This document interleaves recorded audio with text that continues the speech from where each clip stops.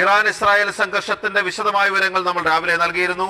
പക്ഷേ വാതക ശേഖരത്തിലേക്കും പ്രതിരോധ മന്ത്രാലയ ആസ്ഥാനത്തേക്കും നടത്തിയ ആക്രമണത്തിന് തിരിച്ചടിയായി ഇറാൻ വീണ്ടും ഇസ്രായേലിലേക്ക് അതിശക്തമായ മിസൈൽ ആക്രമണം നടത്തിയെന്നുള്ള വാർത്ത അല്പം മുമ്പ് വന്നു. അതിന്റെ ഏറ്റവും പുതിയ അപ്ഡേറ്റിലേക്കാണ് നമ്മൾ ആദ്യം പോകുന്നത്. രണ്ടാം രാത്രിയിലും ഇസ്രായേൽ നഗരങ്ങൾക്കുമേൽ ഇറാന്റെ മിസൈൽ വർഷം ഉണ്ടായി എന്ന് സ്ഥിരീകരിക്കുകയാണ്. അബ്ദുൾ റഷീദ് ഇന്റർനാഷണൽ ഡെസ്കിൽ നിന്ന്. റഷീദ്, പുതിയ അപ്ഡേറ്റ്. പി.ജി, നമ്മൾ 7 മണിക്ക് വിശദമായി നൽകിയതിനു ശേഷം എനിക്ക് ഇപ്പോൾ നമ്മുടെ പ്രേക്ഷകരെ അറിയിക്കാനുള്ള ഏറ്റവും പ്രധാനപ്പെട്ട അപ്ഡേറ്റ് ഇസ്രയേലിന്റെ കൂടെ ഉണ്ടായ നാശത്തിന്റെ, കഴിഞ്ഞ രാത്രിയിൽ ഉണ്ടായ നാശനഷ്ടങ്ങളുടെ, ഇറാൻ മിസൈൽ ആക്രമണത്തിൽ ഉണ്ടാക്കിയ നാശനഷ്ടങ്ങളുടെ കൂടുതൽ വ്യക്തമായ ചിത്രം വരികയാണ്.